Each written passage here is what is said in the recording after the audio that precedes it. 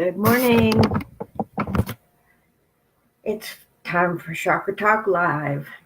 I'm awake a little bit. I've been awake actually for about an hour and a half, but I'm still not awake. So we're just kind of easing into the day.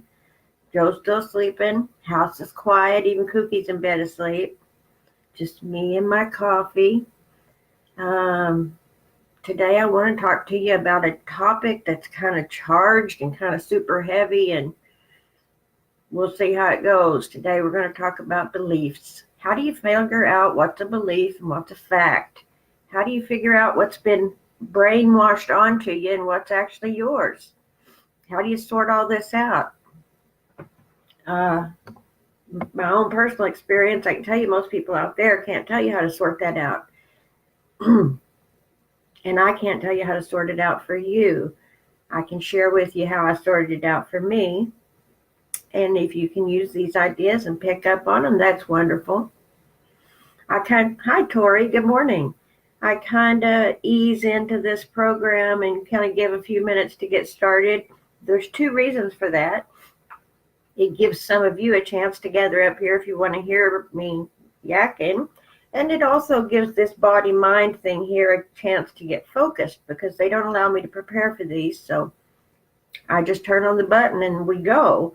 And sometimes I'm readier to go than other times. So we're going to talk about this morning the difference in belief systems, brainwashing, and I'll explain that to you in artistic terms, and how to figure out what part of that serves you and what part of that does not serve you. So let's just jump right in. I believe this morning that I am sitting in a house in Kaiser, Oregon, drinking hot coffee. This is the ultimate belief because it is self-apparent to me. I, Piper, there it is. There's the Piper thing. It's here. I'm completely aware of it here, all the way down to the feet. I can see where it stops up here. I can smell the coffee in the Nag Champa.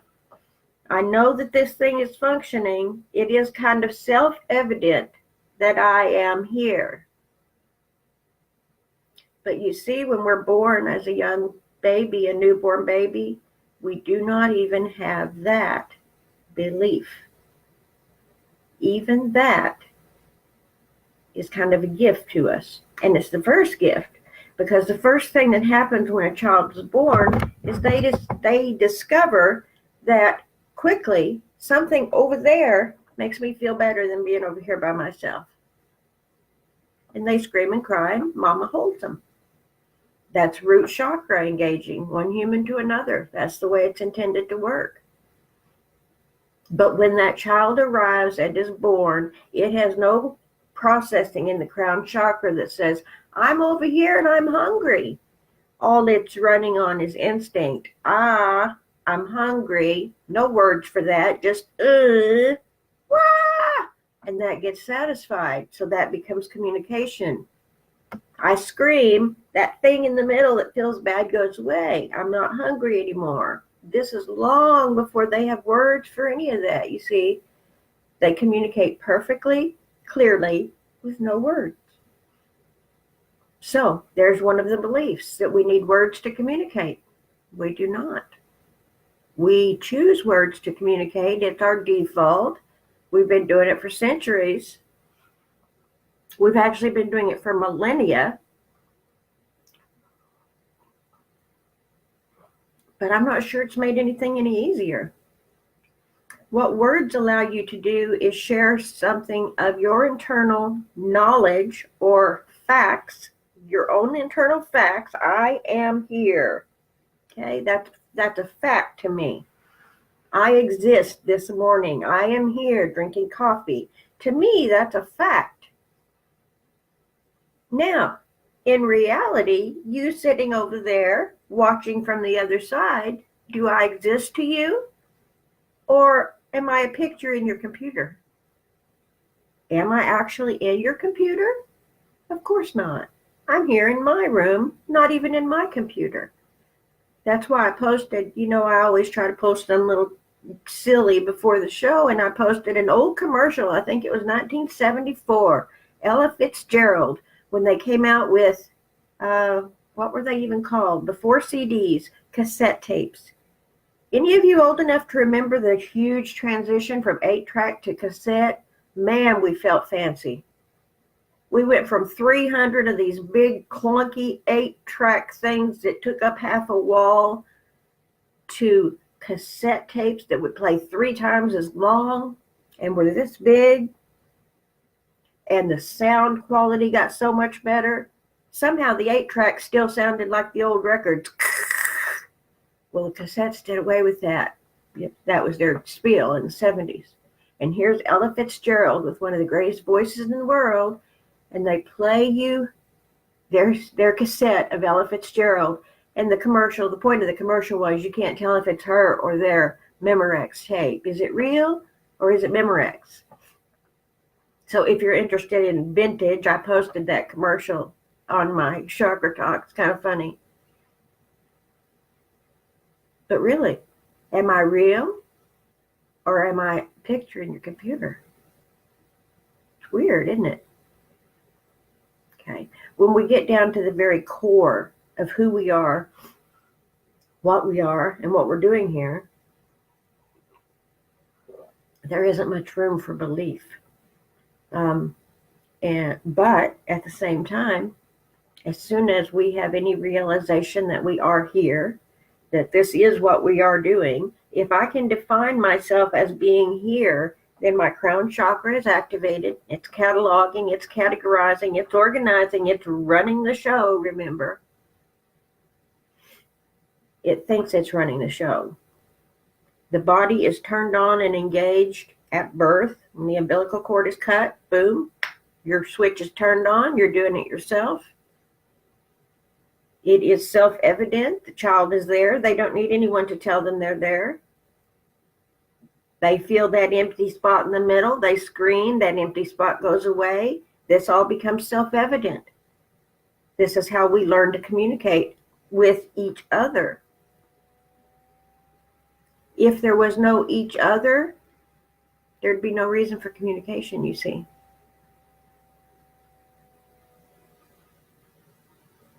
Now we're talking about things on a very physical human level. You've all heard me say, there's only one thing here. We are not separate. We are not separate from the universe. There's no God outside of me. This is what God's doing on a Saturday morning, drinking coffee and talking to you. Okay? We're talking about this on the level that people perceive it and live it every day, which is as being a human being. And in being a human being, it feels very much separate. If you want to bypass the physics and say, I am here, what you're actually saying is, this is so convincing, I can believe this is here. Because we know in reality it is not. Okay, but we're gonna function today within the paradigm of if we existed, this is exactly what it would look like, and these are some of the beliefs we might have to tackle. Okay, we're proceeding today with the knowledge that you believing you exist and looking down and seeing your avatar is a fact. Okay, so fact number 1, I am here. We take that to be a fact. Okay, we're talking today about the difference in facts and beliefs. Okay, a fact. I am here. Nobody had to tell you that. That's your first clue. If anybody has to tell you something, you need to look at that carefully and see if that's a belief. Did they tell me that and I just believed it? Or is that a fact? This can be seen very, very early on in some children who come into this life with a sexual urge other than the one that they appear to have. Okay? You have a young boy. We know it's a boy. It has a penis. It likes to put on soft clothing and play with dolls. We say, that's a boy. But is that a fact or is that a belief? What does that boy say? What does that human avatar that has a penis say it is? Well, some say, I don't know what I am. I'm confused. I don't feel like this boy with a penis. I feel like one of those over there that doesn't have a penis. You see, we're getting down to the very core of your existence, the underlying facts that create your life before all the beliefs get piled on. So right from the time of very young child, you establish, I am here and I feel thus. And immediately you're told by the way you're raised, by the environment you're raised in, by whether you're dressed in pink ruffled bud or blue with a bow tie, you're told you're a boy and you're a girl. The entire world believes that you're a boy and you're a girl because of the anatomical parts that are between your legs. Isn't that weird? Because some of the boys with those parts and some of the girls with those parts, they feel like something different. So does our belief that everybody with a penis feels like a man override their belief, their internal belief, their rule, their knowledge, their fact that they don't feel like a man? No, of course not. You are whatever you feel you are. What anybody else believes about it is what anybody else believes about it. One of the very earliest things that was downloaded to me, and we're talking about 5 years ago now, was belief in a thing does not affect its existence. Whatever is, whether you believe it or not. I can understand now, 5 years later, why they gave me that and made me incorporate it and made it a big part of my understanding, because I have regular contact with what you would now call aliens. So I am faced all the time with people saying, well, we don't believe that. Well, I don't care. Make me no different what you believe. You believe what you believe. I believe what I believe. But the things that are facts to me are the things that I experience internally myself. And my facts may not look like your facts. And I don't have to believe my facts, I live them. The difference in a fact and a belief, okay? The difference is fundamentally, did you think it up yourself in your own internals with nothing out there affecting it, such as, oh, I'm here, I exist? Or did anybody along the way say to you, you are thus? This is the way. That is how it is. All those things that people say.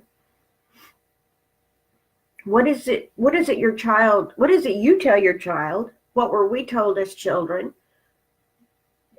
You believe me when I tell you this. I know more than you do. I've lived longer.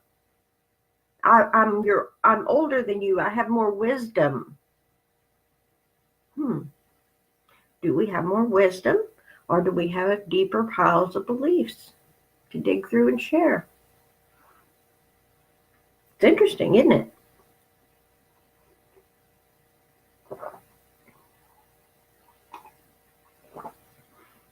Somewhere along the way, some philosopher, I believe it was, and I'm not a studier of philosophy, so I don't even know who it was, but I've heard the saying, someone said, I think, therefore I am. Okay. Well, I'd like to take that and I'd like to turn it completely backwards and have you examine in a different way. And we're going to talk about chakras. What a shock. I am, meaning there is a crown here acknowledging me. I am, therefore I think. When we are not in these things, we have no need of thinking. So the philosopher had his point. I think, therefore I am. And I think what he meant by that I think, you hear me, is he thought himself into existence. Okay? From the God level, from the consciousness of the big energy level, yes, indeed, that is correct. From a human level, we experience it as exactly the opposite. I'm here. This crown chakra tells me I'm here. I look down. There's a body. It's mine. This is me talking. I know it. It's a fact.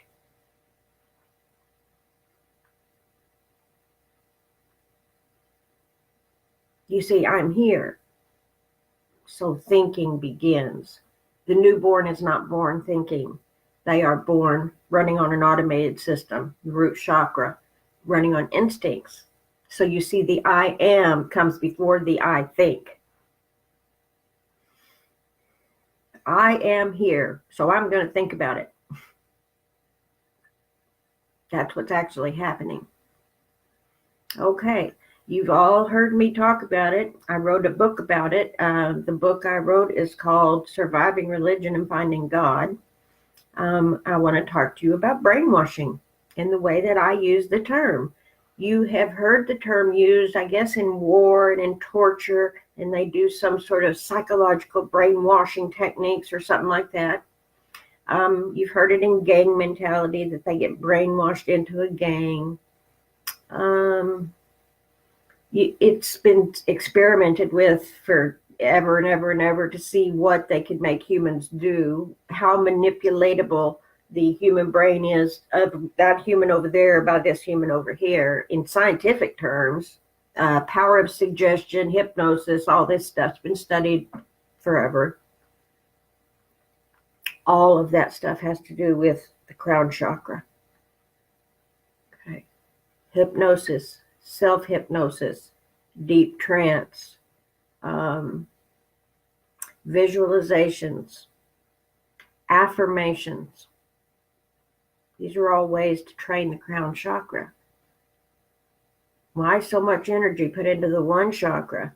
Well, because everything it does can screw up all the ones below if it really gets going and it's out of whack. I'm living proof.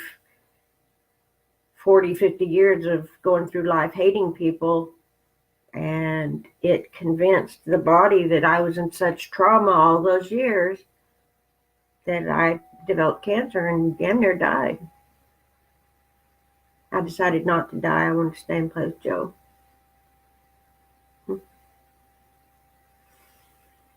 Okay, so when we get down to the very fundamental, how do you determine what is your knowledge, your personal facts of your existence versus what you've been told? One of the things that I counsel people about very, very frequently, and a lot of people flare up at this, their hackles come up and they don't like it when I say this. Everything you choose to read in social media, including watching this thing, you either believe it or you don't, but you have no idea if any of it's factual. Went to the swimming pool the other day, and this lady comes in. We go at the time when it's members only, so it's the same bunch of old farts that go all the time to exercise. This lady, I've seen her there for a year. For no apparent reason this day, she comes up and starts a conversation with me. She says, "Have you heard about those people coming in down there at the border? They're bringing in tuberculosis." Just out of the blue. And I just looked right her in the eye and said, "Oh, you've been down at the border?" No, but I said, "Have a good day." And I swam away. That was about a month ago. She hasn't spoken to me at the pool since. She's put me in her basket of, I believe that woman's crazy. But you see, unless you're standing at the border of Texas and Mexico, you do not know what's going on there. You know what you're being told is going on there. And I don't deal with politics, but this was an example that was thrown in my face. When I say I don't deal with politics, that's because I have no idea what they're doing. I'm not in Washington. All I know is what I've been told all my life, and it looks to be damned ineffective. Yeah. So I don't deal with anything that is not in my personal reality. and self-evident. Okay? The way to get to that, knowing who you are and what is self-evident, is to go through it layer by layer by layer, like the world's largest onion, and figure out, is that me, or did somebody put that on me? In terms of brainwashing in art, my sweetie in there is an artist, a fine artist, educated, sold professional artist, beautiful stuff all over our house. So I've picked up a little here and there from listening and watching him. So one of the techniques they use is called washing, a wash. And what that means is a very thin layer of color that's kind of put over top of everything else. You still see everything else through it, but like you've painted this whole picture and then you put this very gentle wash over top of it. Well, then you come back and that color's not quite what you want, so you put another wash over that. Well, that changes the whole thing. It looks a little different now. Oh, well, let's go ahead and see what happens. Let's put one more wash over it. Do you see my point? This happens to our knowledge, our belief systems, our crown chakras from the time we're old enough to engage in conversation, and we are engaging in conversation long before we can spit it back out. We're taking in everything we hear around us, and it's all clicking in. This is belief. I know this, I know this, I know this. At that point, we are only collecting data. We haven't engaged to say, do I know this? I don't want that. As soon as we engage to say, I don't want that, then we get into your toddler saying, no, I want a different thing. I see it differently. Then you have the crown chakra active, and the voice is, of course, speaking for itself. We've all had that experience with a 18 months to 3-year-old that stomps their foot and says no. And in the heart of frustration, you're like, damn it. But when you stand back and look at it, you're like, bravo. We lose that along the way. It is schooled out of us. It is brainwashed over with so many layers that we don't even remember that it exists. There was a time when you knew exactly who you were and what you were doing here. And then people taught you differently. People taught you what you are and what you are to do here, and what you must do, and what you will believe, and how you should act and look and behave and present yourself. And they told you all the ways not to do it because they're wrong. That's sin. That's not correct. What a bunch of bullshit.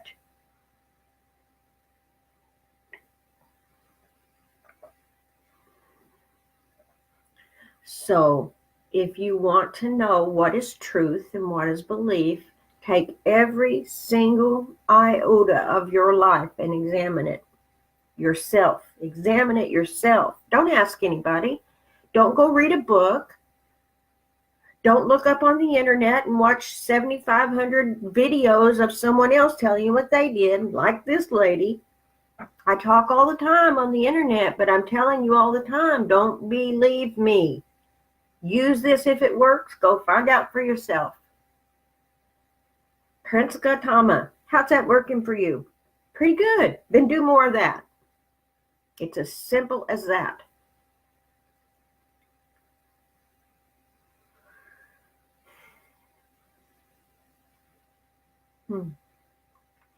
So, in the ways that this affects us in day-to-day life, let's talk a little bit about this. I have told you before, the crown chakra runs the belief system. What is a belief system? What is a system? A system is a series of things that work together to do something more efficiently. Simple explanation. Interlocking parts that create a more efficient, larger functioning whole. So, a belief system, the crown believes in its own belief system. The words in the good book are true because inside the book it says these words are true. I believe what I believe because I believe it. How's that working for you? Are the beliefs that you have serving you and placing you in a state of bliss and joy and happiness and comfort in your life here? Because if they're not, maybe you want to take a minute and look at that. I still have some beliefs on a human level. I believe that there is an absolute innate good in all of us that's been brainwashed out of a lot. I believe there is no way to do this wrong. You can't make a mistake of being a human being. You can do it ineffectively and come back and do it again and again and again, but you can't do it wrong, can't screw it up. You're here doing what you're doing, which is exactly what you're supposed to be doing. And the reason I know that is because it's self-evident to me. I can see you over there. I see this thing if I look in the mirror. We exist here as these things doing what we're doing, and we cannot do it wrong. If you're here today watching me, no matter what has come before, no matter how traumatic, no matter how physically taxing, no matter how close to death you have come, you are still here with me today, this morning. Hopefully you've got your coffee. Whatever you did it all right. You're right here. You cannot do this wrong. You can have beliefs that you are doing it wrong, and they can make you suffer greatly. You can have beliefs that no matter what you've got going on today, there's something better that you need to reach for tomorrow. Or worse, there's something behind you that's the ultimate and you need to go back there.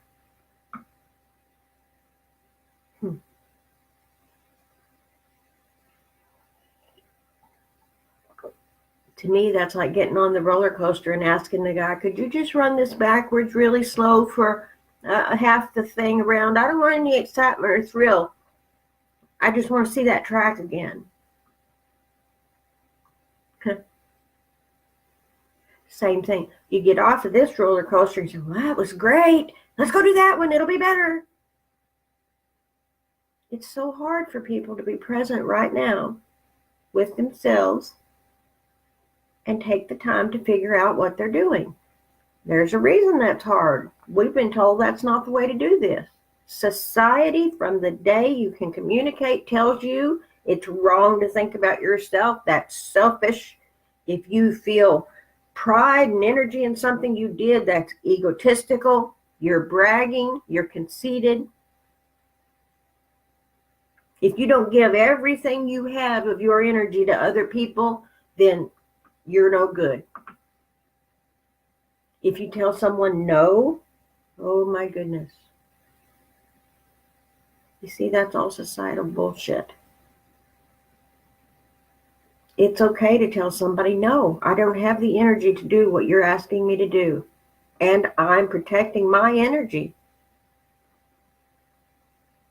Those are self-evident things. You can look at yourself and say, I'm too tired to do that. I know that to be a fact. And then you can go ahead and say, yes, I'll do that for you. I'd love to. No, you wouldn't love to. You believe there's something wrong if you don't do that and overextend yourself and push yourself beyond anything the self can tolerate because it's for them out there. I said in one of the 25 books, I don't remember which one it is, you cannot, no matter how noble it seems, take on someone else's stuff, take on the path, and you cannot give yourself to them to do it. You can't donate yourself to them. It just doesn't work. Energetically, it is not possible. You have to understand that the crown chakra that's at the top of your head is creating this and only this. Crown chakras are completely individual. They're like fingerprints. No two are alike, and no two ever have been, and no two ever will be.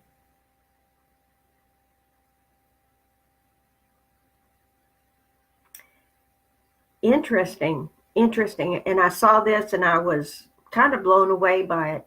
There is a very famous set of conjoined twins. They are conjoined at the brain. Like they live like this. They're two young women. At this point, I believe they've both married. They're quite famous. You can look them up. And I think one of them's named Abby, so that might help. But you know the ones, and they're very beautiful young girls, but they're joined right here. They still both have their own crown chakras. They share a common portion of their brain or their skull, but they still both have their own ideas. See, ideas, that's the key. Ideas, crown chakra. Anything you have an idea, a belief about, it's crown chakra. Something you know, a fact for yourself, may very well be root chakra. Instincts, inner knowledge, internal rules that you've set for yourself to keep yourself safe. That's not usually the crown chakra, although it'll take credit. It'll say, I kept you safe. Yeah.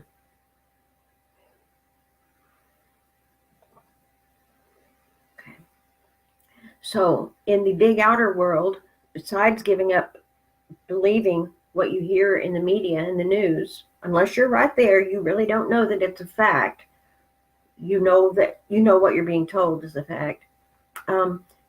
In dealing with day-to-day life with physical human beings coming and going in your presence, how do you know what's real with them and what's just a belief system? An example of this, people say the world's a really big, scary, dangerous place. And they believe it.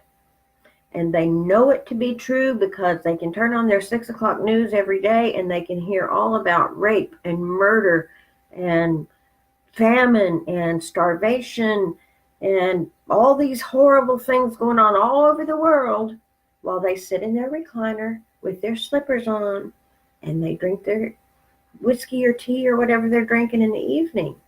And they say, the world's a big, scary, horrible place. I know it because it's right there. Well, it looks like you're in your recliner with your slippers on. You don't look like you're in one bit of danger.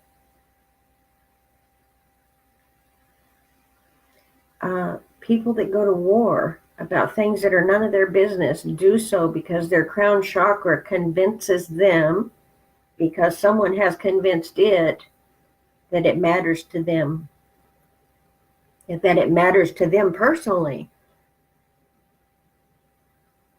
This idea of loyalty, patriotism, what's some other words they call it? Being a fanatic, being a fan, sports fans. How many of you claim that I'm an Oregon Ducks fan? Somehow that connects you to the Oregon Ducks, and that gives you the sense of we are the Oregon Ducks. You don't have anything to do with the Oregon Ducks. You have to do with their merchandise and with their videos. Or if you go and you sit in a game, then you have to do with their spectator sport. The Ducks themselves, the kids playing on the team, those are college kids who are focusing on their studies and their life, and they're playing football to get money, and some of them may be professional football players, but you have nothing to do with those kids. You have to do with the team image. Okay, see, that's all thoughts about thoughts. That's all belief. If you've got a kid playing on the team, then you have something to do with the Ducks. If you have a closet full of green and yellow shirts and your Ford F-150's painted yellow and it's got a big bill on the front of it, you have to do with the belief about the Ducks. Do you see the difference? One of them involves you personally. You, this thing, whatever you're carrying as your avatar, is personally involved. This person is involved. Involved means interacting on the physical level. It doesn't mean watching it on TV and creating worlds about it that have nothing to do with you.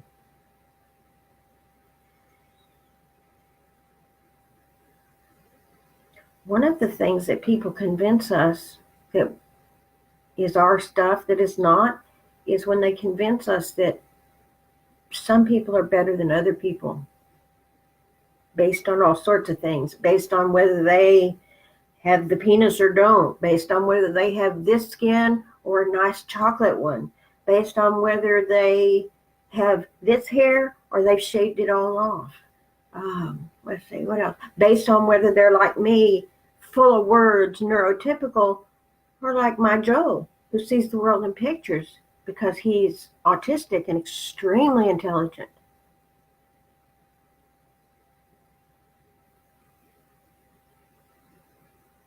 Which of those is you and which have you been taught?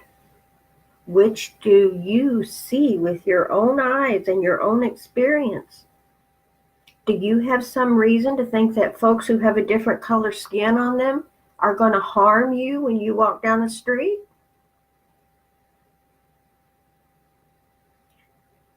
I hear about this white privilege and all this, and I don't have any concepts of that. Sometimes people say, that black lady, and I'm like, was she black?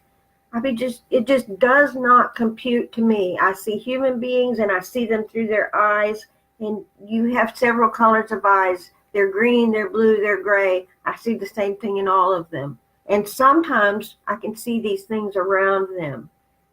We had someone in our house the other night here doing a show, Sherry Devine. She came as a honored guest for Wine and Wisdom Wednesday. And we were sitting and talking, and she's like, you're looking right through me. I was like, I can't even see you there. But I could see who was talking through her.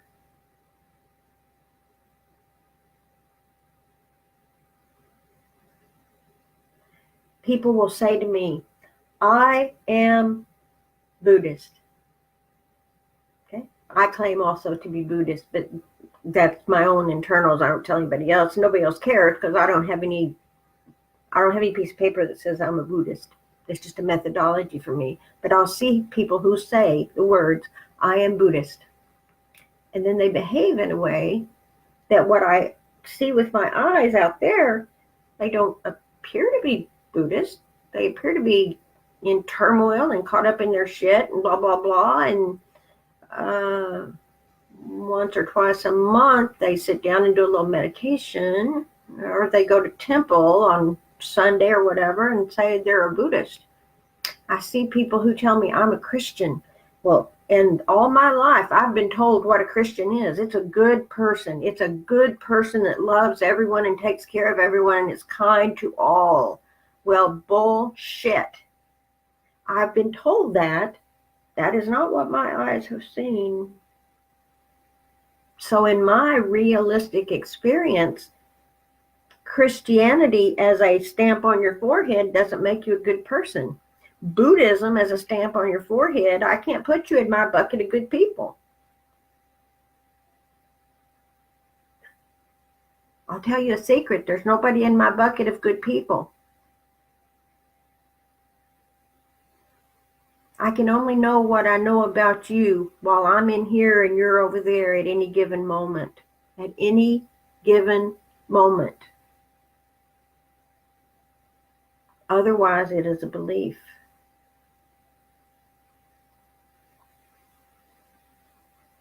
How many times have you heard one of these bizarro murders? Somebody will kill themselves and their wife and 3 kids, and everybody in their neighborhood will say, oh my God, we were at a barbecue at their house last week. They are the nicest, most wonderful people. Well, you see, that's a belief. They have put them into a bucket that says, nice people, good barbecue. Beautiful people. You knew them for a moment on an afternoon when they had a nice barbecue. You have no idea what's going on behind people's closed doors. Think about the closed doors of our homes and how much we hide behind our doors. Well, think about the door that only you can get behind. And how much are you hiding back there? Do you even know? Do you even know what's back there that belongs to you and what's laid over it 1,000 layers deep that don't belong to you? But you were told it does and it must and it should and it will? Just curious. Have you ever looked?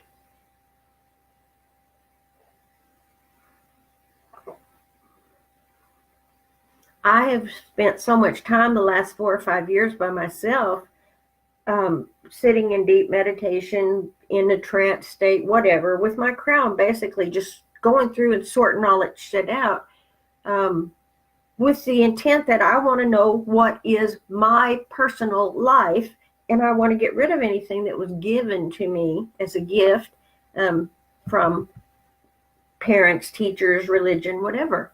And so I have gone about for several years sorting my onion out layer by layer by layer by layer.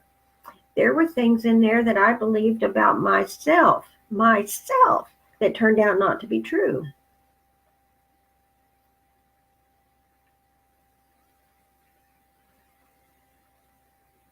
All my life, everybody who's known me will tell you, Piper loves to be around little children, lots of them. You know what? When I get right down to it, that's not the reality of it. I worked for 5 years with children in the mental health system. I had and raised 4 children of my own. I've had custody and helped raise 3 grandchildren out of the dozens that exist that are my grandchildren. Joe and I have other children who come to the house, and they're old foster kids of his, no relation whatsoever. And we both took a really close look at that and said, we don't feel as good when they're all around here. That's just not us.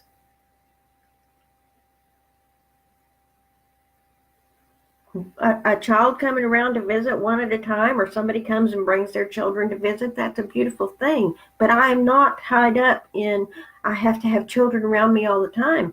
And for years and years and years, I thought I was. You see, that's a belief system that was so deeply embedded in me, I didn't even know it wasn't mine. When I searched that all the way back to its roots, I found it because I was a thrown away child. My parents were deeply lost in drugs and sometimes just kind of forgot me. And so it became my mission in life that never happened to any kid ever, ever, ever. You see, I was still a 10-year-old trying to save the world. 10-year-olds don't quite understand the world. But the belief systems get laid in just the same.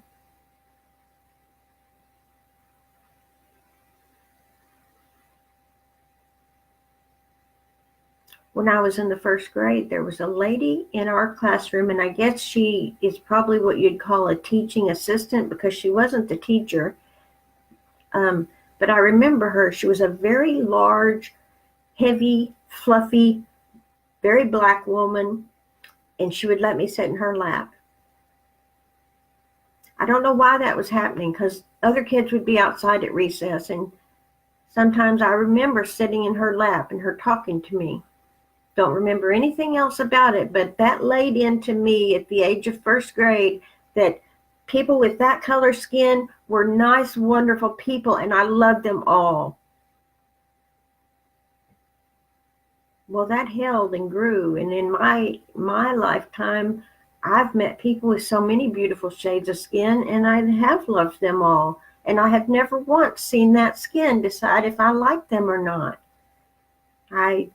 I've seen people have behaviors I didn't like, and they had all sorts of colors down here.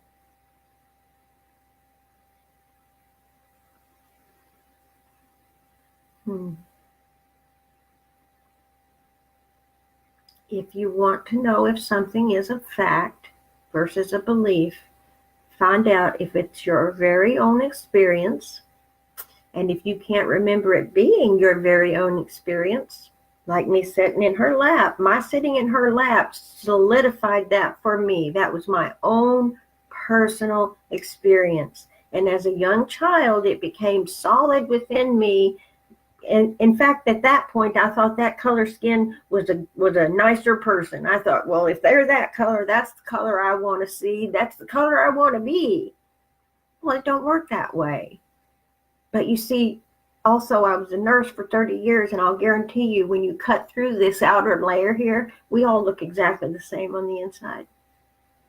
This layer is just adaptive to whatever environment we're in. It means nothing.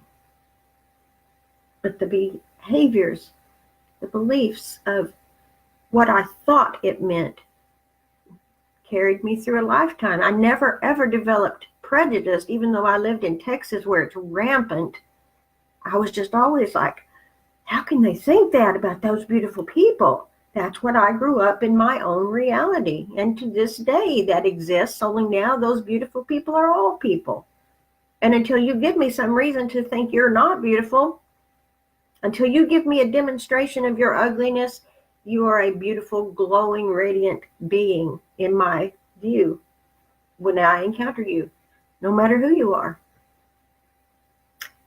and no matter what you did before. If you did something before and we've gotten past it and you still come into my view, well, I'm not holding that shit up and saying, but you did that. If you're still in my view, then that stuff is gone. If we couldn't get past that stuff, then you're not in my view anymore. You're not a part of my reality. And there's been a lot of folks since my waking up 5 years ago that could not adapt to this new person, and they are no longer in my reality. Okay.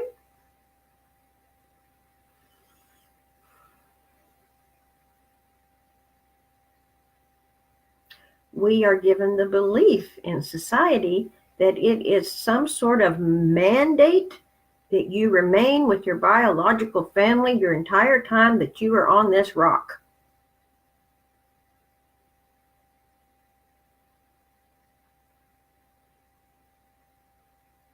My biological family don't all like me much. That's okay. As a human woman, we serve a very unique purpose here on the planet. We actually are the portal that folks can come through to reincarnate. But we don't think of it that way. I never, and now I do, but at the time I was having children, I wasn't thinking, well, I'm honored to serve as a gate for you. Have a good life. I was thinking, that's my baby. Mine. It's not mine. It's another human being with its own crown. And we have some responsibility or internal drive. We have species DNA instructions that say, take care of those after you have them until they can do it themselves. And that is legitimate. Puppies take care of their young until they can do it themselves. Birds feed their babies until they can fly out and do it themselves. We take care of our children until they reach puberty, when they are essentially at that point able to do it themselves. They can feed themselves, eat themselves. They are becoming sexual beings. They can reproduce. They can decide who they want to be with, who they don't want to be with. Yet we're hanging on to them. And we're hanging on to them. And we're hanging on to them because they're mine. It's mine. You're my kid. You'll do what I say. This is mine, mine, mine, mine, mine. I don't have too much relationships with my biological children anymore. One particularly, more than the others, has stayed close. That's a choice she made. That's a choice that between us it occurred, and we're more like friends. But I don't have any hard feelings about the ones that didn't stay. It's fine. I did what I needed to do for them. I got them here, and I got them to a point of self-sufficiency. That's the job of a human mom. Beyond that, the job has been determined by society, and it's been determined by whatever society you're living in, whatever one you're born in, whatever one you become the mom in. Wherever you are, that's the place that you get told how you should act. United States of America, white American female, you should act like this. Okay? The very same thing, somewhere off in a Caribbean island, black Caribbean female, you should act like this. Who said so? Well, the American society said so for her, and the Caribbean society said so for her. Well, what about what they say? That doesn't come up. And with the ones that do come up and say, well, I don't like what society said, I'm not doing that. Well, then they get to be labeled like me as hippies and rabble rousers and don't fit in the box. You realize all boxes are built by thinking. They're non-physical. And I'm going to give you a clue. If you think that you can think yourself into a different place, then you're talking about beliefs. For instance, thinking yourself into a religion. When I was a little kid, I was told, this is the religion you will be. Okay? And then I was told, these are the reasons why. Not reasons that had anything to do with me. They were reasons that were written in a book some thousands of years ago by people I didn't know. But that was my rule book. And those people didn't live anywhere like where I live, and it was totally different climate and country and traditions and culture, but that was my rule book. And so you take this rule book and you live by this. Well, how do I know anything in that rule book's true? I'm a little kid. As a little kid, I'm reading it and going, man, they talked weird, and this stuff is scary shit. And then it's being pounded into me as a child also. If you don't do what's in that rule book, you're going to die and go to hell. And let us give you a vivid picture of hell from the time you're like 5 years old so that you can have nightmares about it. Let's pound that into you and scare the shit out of you so that we can make you behave the way we want you to. I sit here before you today telling you it didn't work. But it did make my life a living hell for a long, long time. That's brainwashing. And when you take brainwashing from an individual level to a societal level, we call that terrorism. When you invoke fear and terror in a group of people by your verbalizations of your thoughts, what you've done is you've overcome their belief that they're safe. You've overcome the belief that I'm sitting here right now and I'm comfortable and I've got my coffee and I'm safe. You overcome that with the news and the media. When the news and the media says, don't go out of your house. We're under a yellow alert today. We're going to be hit by terrorists. We could be hit by terrorists at any moment. I remember after 9/11 happened, and after that, Homeland Security came into being. Before that, it never existed. Okay? Homeland Security would put up this little sign at the beginning, like right after that happened, and tell you what the terror alert was for the day.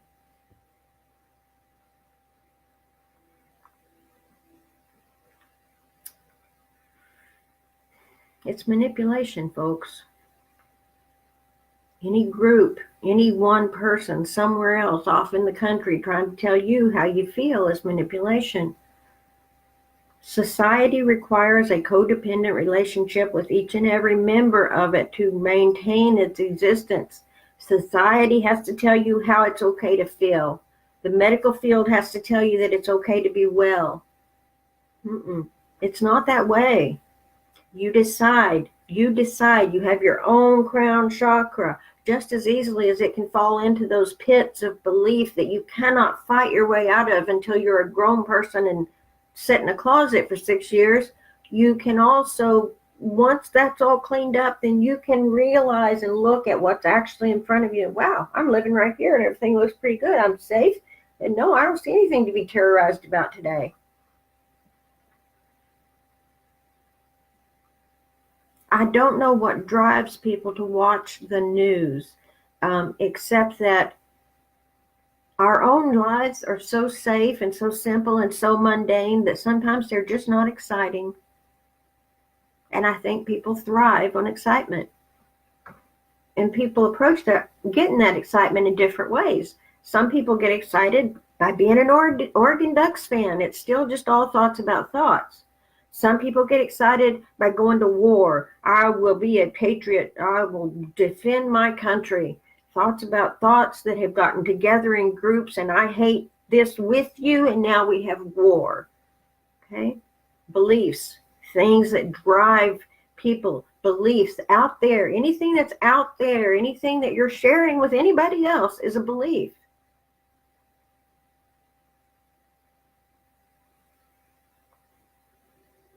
What is reality to you over there? Are you in this moment safe, calm, warm, comfortable, nourished, and hydrated?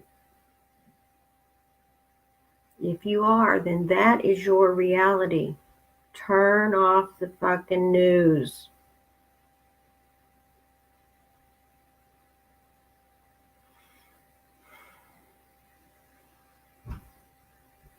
If you're not any of those things,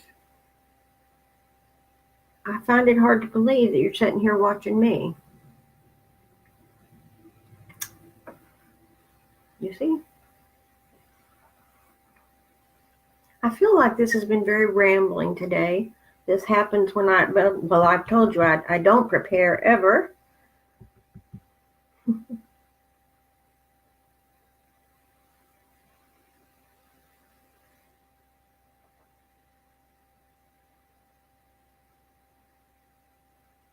Hey everybody, good morning. Just reading a couple of comments from folks. Anyway, I've kind of rambled on and I kind of lost my track. We came on here to talk about belief systems and beliefs and what is real and what is not real. And this talk was provided because a particular person, very important to me, said, well, can you give a talk about what's real and what's not, or what's a belief and what's a fact? So I tried. We'll see if anybody got anything out of it that's useful. Okay, I'm going to let you guys go because I hear my sweetie up moving around in the other part of the house, and I want to go give him a hug and say good morning. And if I can help in any way, somebody get a hold of me privately, I'm happy to see you. Anybody that wants to talk to me privately, of course, get to me through Chakra Talk on my private messenger or to my regular Facebook, whatever. Okay, wow, I'm really spacey today. Y'all have a great day. Bye.